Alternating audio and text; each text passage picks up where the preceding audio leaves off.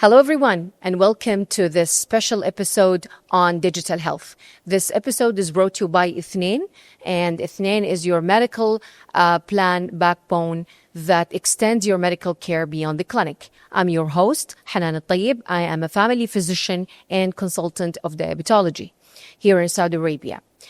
And joining me today, all the way from the United Kingdom, Mr. Matthew Brady. Mr. Brady is the founder of Health Tech Asia.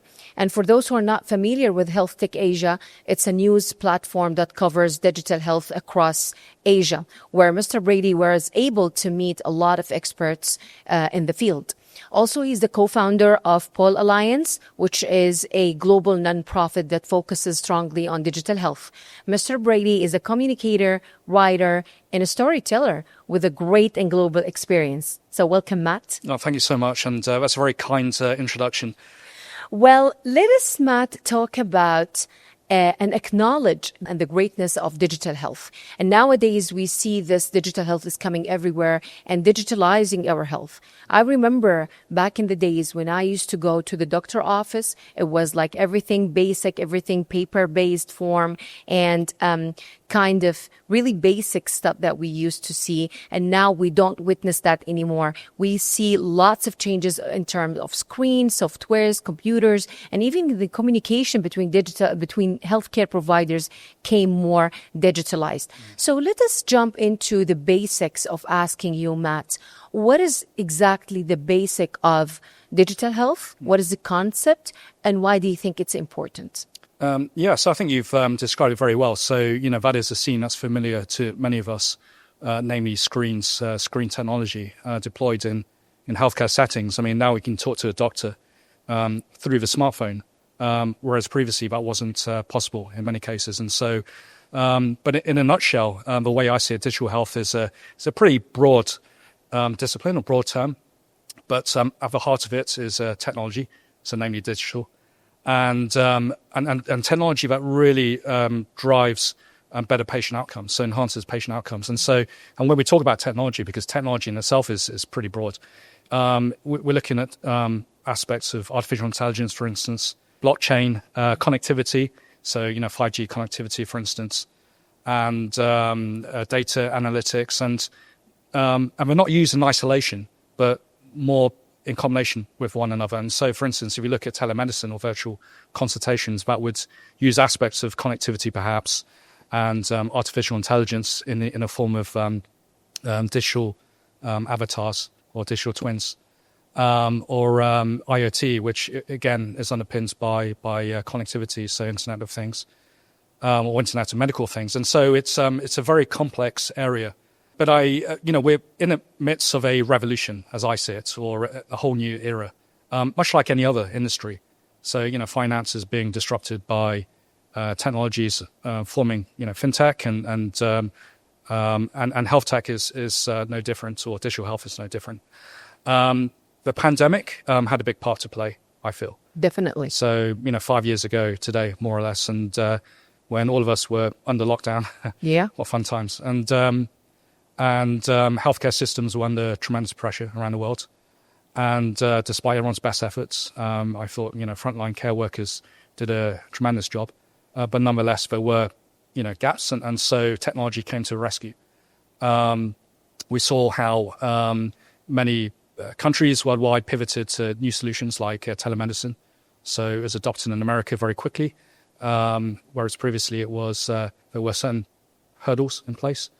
And then in tandem, new AI tools emerged as well. So, one example I can think of was one that came out of India. So I won't mention the company, or maybe I should, I don't know.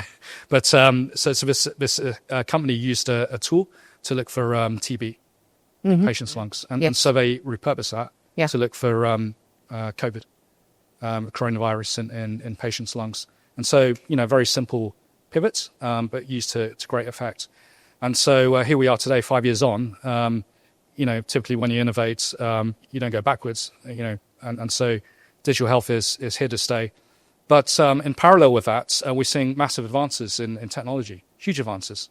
It goes without question. I mean, I think one of the biggest changes has been artificial intelligence. And so AI has always been around in some form, obviously popularized by fiction, Hollywood. We've all seen the movies, but now it's real. And, it might have been invisible in recent years, but now it's very, very visible. We use the likes of ChatGPT and Google Gemini and, there's so many other tools for mainstream purposes. We use it a lot in our jobs. I know I do. And but also for personal lives as well. I mean, like everything from like therapy to, planning your day and finances. And that has very clear applications in healthcare. And so what we're seeing is like huge advances in deep learning, machine learning. That's having an impact on healthcare and new solutions. In parallel with that, we're seeing changes in blockchain. And so, these are very, very exciting times. But of course, there are challenges as well to confront now and, of course, in the future. Definitely. And I couldn't agree more. It became more handy nowadays than we used to see before. So I just want to go back to a point that you've mentioned, which is the patient's outcome. So you're referring to digital health could contribute into improving the patient experience and patient outcomes. Yeah. Could you elaborate more? Yeah, so I think, one example of patient outcomes is the deployment or the use of AI in medical imaging or medical imaging purposes and improving diagnostics and decision-making. And, I shared that example previously of the AI tool used in India to deliver COVID. I mean, there are many similar such examples now. And, I remember a time, just to use a personal anecdote, when I went to a hospital, had a MRI scan on the brain because of some sinus complaints I had. And so I was presented with the scans on a CD-ROM. This is actually fairly recently. CD-ROM is redundant technology. But anyway, and then I went to see the neurologist, who's a very smart, experienced person. And he and I sat before the screen looking at my brain, which is a very unnerving experience. I mean, yeah. I'm not sure I recommend it, really. It's like, all my thoughts, my feelings, my sentiments, of course, my entire consciousness right there on the screen. It's a very sobering realization. And but anyway, so that's beside the point. And so there's a long silence between the two of us. I looked at him, he looked at the screen, I looked at the screen. I wanted to fill the silence somehow. That looks interesting, that bit there. What's all that about? But at that point, I felt that AI really should have stepped in to make that critical difference. And so even if to say, figuratively speaking, that something is out of place or whatever, or just to give a green light. But there's no AI, and so it's just between an amazing expert and my humble self, and I don't have any, brain experience one way or another. And so it was, but that kind of, what I'm trying to say here at this point is that it can make it a critical difference in terms of enhancing those decisions. And when you look at what AI does, it's able to look at huge amounts of data very, very quickly in a way that a human physician can't. Doctors, despite all those years of experience, can't do this. And it's not just medical images; it's any kind of data. Huge millions of data, and it looks for patterns in that data, and is able to predict outcomes based on those patterns. And so it's very much here to stay. I think it's welcomed by patients. I think there are cases when there might be challenges, relating to trust. But that's a conversation I think the industry will need to have. I think you are absolutely right when you said that it's going to improve patient outcomes and the trust between also the medical judgment, because sometimes it's not easy to take. I was trying to remember the story that you mentioned. I'm trying to be that neurologist in the room. Sometimes it's not that easy to detect the problem. So having the AI or whatever other intelligent tools, of course, is going to do a remarkable change when it comes to reading MRIs and other scans. Well, before actually sitting together and arranging this wonderful discussion. I've been reading a lot about the digital health and going through different articles and resources, and they were always talking about the digital health solutions in healthcare system. Did you come across any examples or cases that you've been working on or you witnessed in this area? Yeah, plenty. I mean, and I'm continually dazzled by these solutions. They're incredible. And I think, these solutions have two very, visible, outcomes or purposes. One is to empower patients, which I think is much needed. And the other one is, in a sense, to empower the clinician or physician. And then, of course, the two go together. And I interviewed this health tech company called Lapsy Health, based in the Netherlands and Amsterdam. And so they've just developed this new digital stethoscope called Keku. And, you place it on your chest and it listens to the sounds coming from your body and is able to turn those sounds into information using the power of artificial intelligence. And It's so a great tool. which in itself is pretty incredible. I wish I'd thought of it. But I think one critical difference is that it empowers the patient because the patient can use it on themselves. And, they use the software on the app or whatever. And so we're able to, use that information and coming from, the heart of a body, not literally the heart, but, coming from the depths of a body, but use that in tandem with a physician. And so, that's a very important point, I think, which is that, there's no kind of disconnect between the two. And of course, with connectivity, they're able to have a conversation. So, so that's one example. There are some very prominent examples here in the kingdom. I think Saudi Arabia is incredible, for reasons that go beyond healthcare. I mean, what we're seeing is an incredible transformation, unlike anywhere else in the world. And I've lived in places like China and Southeast Asia, and I've seen transformation firsthand. But what we're seeing in the kingdom is like lightning, quick transformation. And one of those areas that's being transformed, of course, is healthcare. And you have this huge support from Ministry of Health. And then in tandem, we're seeing this entrepreneurial drive on the ground, which is great to see here in Riyadh. It's not just about big entities; it's about the smaller entities. And I have this bias anyway, towards smaller startups. I love what they do, and I think it's the stuff of inspiration. And when you see how they're leveraging new technologies to improve healthcare, it's quite incredible. So one example, and I think you mentioned this already, Ithnain, if I pronounce it correctly. Yes, it is Ithnain, isn't it? Ithnain. Yes, you did. Ithnain, yes. Ithnain. I'm working on my Arabic. But and so, they developed this incredible app which provides personalized treatments and plans for diabetes sufferers. Now, diabetes is a huge burden, Of course. in this part of the world. Highly prevalent. And I don't remember the exact statistic, but I think it's around maybe 20% odds of You're correctly, correct? very, very approximate number. It's about 24 to 25% here in Saudi Arabia. Okay, near enough. But what we do is incredible. One that pulls in multiple stakeholders, so patients and Ministry of Health as well, and providers. And so what we have is a multifaceted approach to tackling a very, very major chronic disease issue. And so.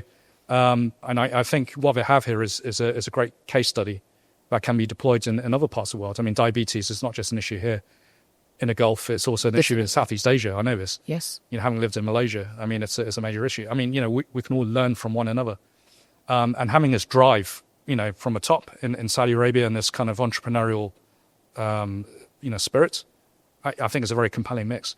And then in parallel with that, there is Amplify Health that enables physicians to look for foot ulcers in diabetes sufferers, so diabetic foot ulcers, using thermal imaging in combination with artificial intelligence. Those are two very strong examples from the kingdom. There are other examples as well from the wider region. So the UAE, they're doing amazing things in digital health, as Malafi, for instance. And then beyond in Southeast Asia as well, we've spoken to quite a large number of startups who are using patient-facing apps. There's one I spoke to recently who are doing something in corporate wellness, which is very interesting because people who work for large corporations are also patients, and so they have healthcare issues ranging from physical well-being to mental, and of course, healthier patients mean more productive workers. And Definitely. So, Yeah.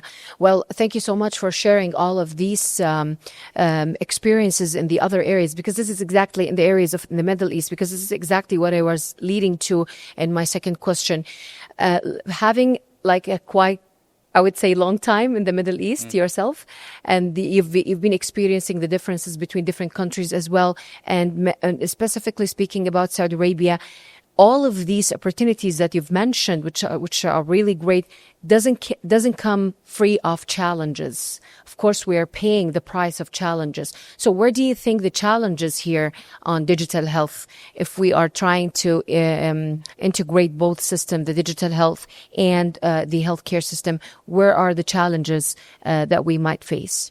there might be. So it's one issue I've heard is around regulations and market entry. So accessing new markets and not having the right, regulatory, context that facilitates market entry. I've heard this from at least one startup.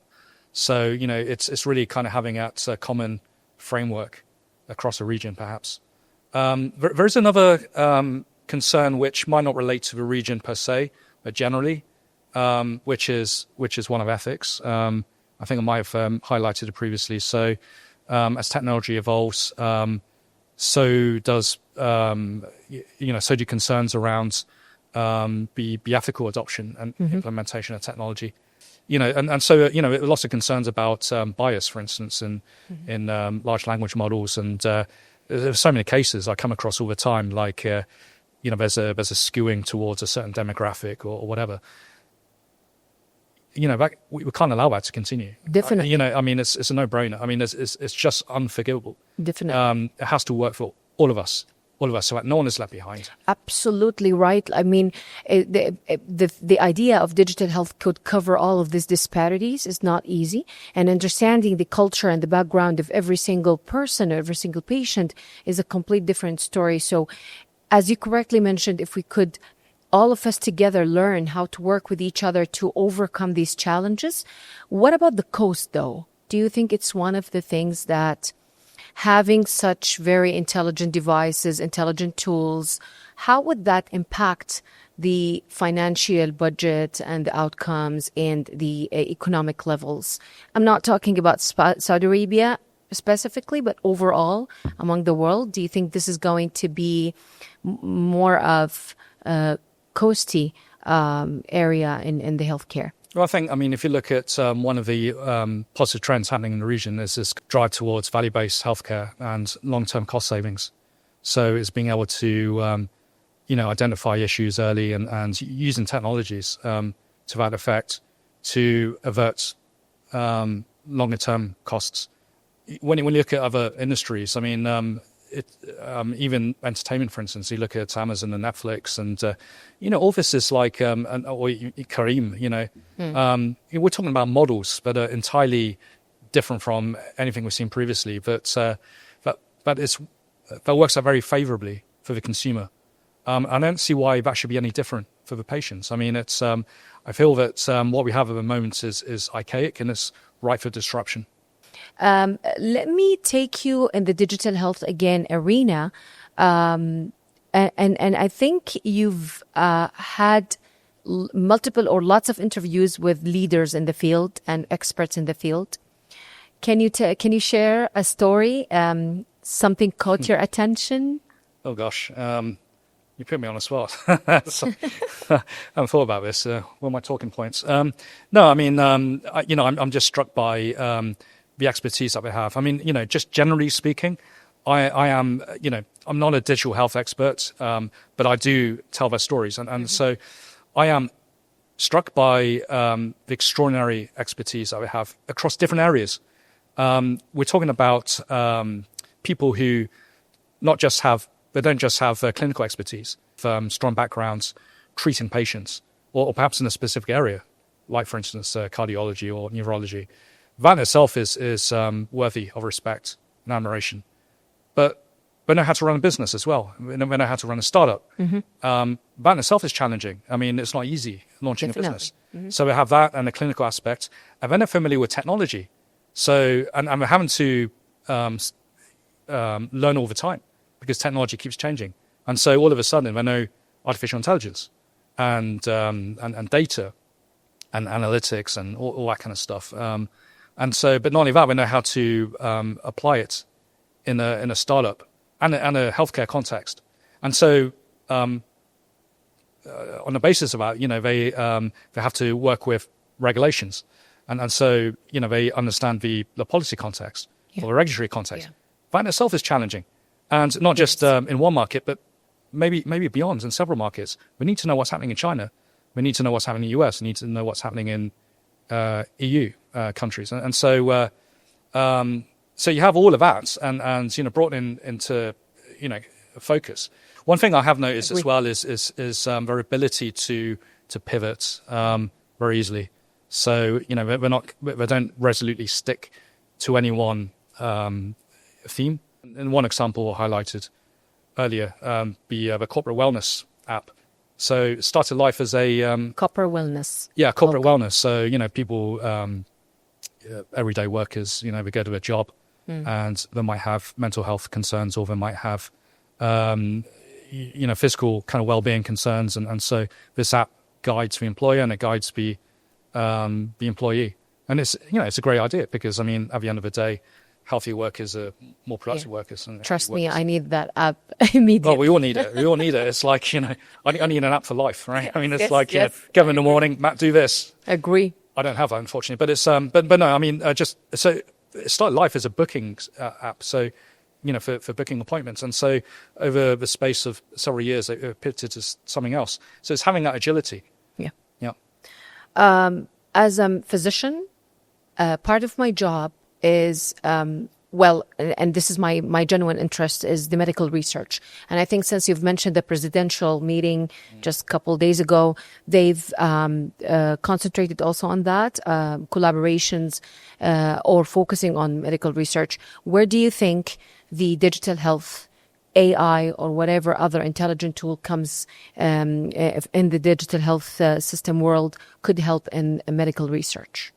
Well, I think one clear application is, the ability by AI to analyze huge amounts of data and to look for, again, those patterns in that data to predict, certain outcomes and in a way that humans can't do it. And so, there's a huge amount of research out there. A huge, massive amount of research. There is and so if you look at one of the great digital health success stories of recent years, it's DeepMind and AlphaFold. So DeepMind was started by an amazing maverick, only a couple of years older than I am, but he was a chess prodigy, and then he launched his company, DeepMind, which was later acquired by Google, and so. But the most famous success is AlphaFold. So, using deep learning machine learning techniques to predict 3D protein structures, and so apparently cracking a 50-year problem. So, that's the power of AI in really sifting through all that data and being able to come up with an outcome that improves healthcare, and so and leaning on to better treatments and medications. And so, we're seeing a lot of this now, AI deployed. And I think there are a lots more to discover when it comes to medical research, because it will really do a great changes in there. So I would like to say here, thank you so much for joining us today and sharing all of these powerful, insightful thoughts on digital health and the integration. I think all of us, we have to work together to integrate those two different systems together, like the digital and the technology with the medical care, in order to enhance or empower the healthcare system. And I'm not talking about Saudi Arabia, but all over the world, because speaking this language would really change the level of our patient care. So again, I would like to thank you so much for being here, and it was really a pleasure to see you. Before ending this discussion, any final thoughts? Yeah, I mean, I think something you just mentioned or highlighted just now, the need for stakeholders to come together. And it's like, one of the buzzwords that I'm hearing a lot all the time is stakeholder cooperation, stakeholder collaboration, stakeholder this and the other. And it's like important. Everyone's come together, and it's almost like this, like the answer to every single question you can imagine. How do we improve as a species? Stakeholder collaboration. But it has a very real and clear application or needs in a healthcare context. And so we saw this in the pandemic. I think when you look at technology and how quickly technology is evolving, I don't think most people realize just how impactful it's going to get. I mean, artificial intelligence is, for me personally, the single biggest advance since the onset of the World Wide Web, and that was about 30 years ago. And I remember the emergence of Netscape Navigator and Alta Vista and all these, early internet tools, 2 years, 3 years after, the revolution started, I guess, in the mid-90s. And already it was life-changing. When you look at the likes of ChatGPT and Gemini and Copilot and all those now, it is absolutely breathtaking. It is breathtaking. I mean, the difference in 12 months, is mind-blowing, And, I talk a lot about this to people, and the word I keep hearing is scary, right?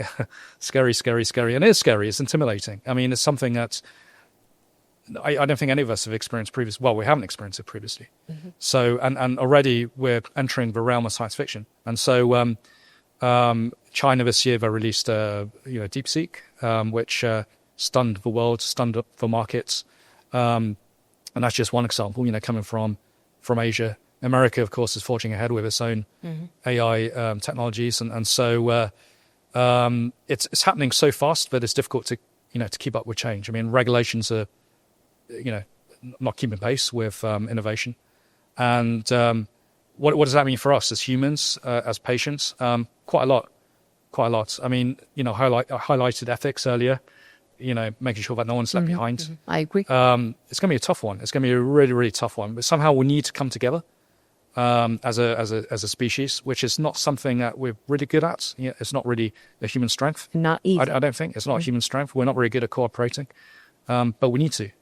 I can, with confidence, I can say that within the next few years, we'll see the emergence of AGI, which is artificial general intelligence, and it'll be no different from a conversation between you and I now. So, with humanoid robots, I mean, it'll be like talking to a real person, which is wow.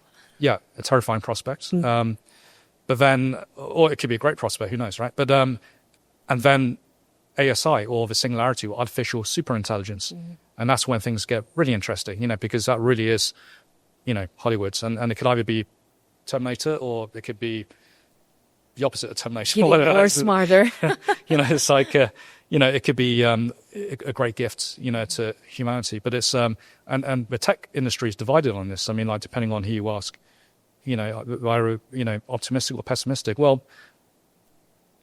we need to get this right. We can't make assumptions. We can't make guesses. Yeah. This is something we need to get right. I mean, it's I don't want to be in a cage in the future. I don't want to. I want a nice retirement. I don't want to sit in a cage with an AI overlord basically poking me with a stick. That's not going to happen. Yeah. I've worked hard enough, right, to enjoy my retirement. So, we need to kind of move in the right direction. I think this is a really strong message that you're trying to send here, working together and finding the way to collaborate our all efforts among the world is the key message. So with that, I would like to conclude our talk. It was really a pleasure to host you today and hope to see you more and more in the future. Oh, thank you. Shukran. And thank you very much. Oh, I like shukran in Arabic. It comes very clear from you. One of a few words I'm capable of saying, but yeah. If you stay longer, you will learn more. Inshallah, yeah. Inshallah. Thank you so much. And thank you all for listening to us today. Until we meet again, stay engaged, stay informed, keep listening, and keep learning.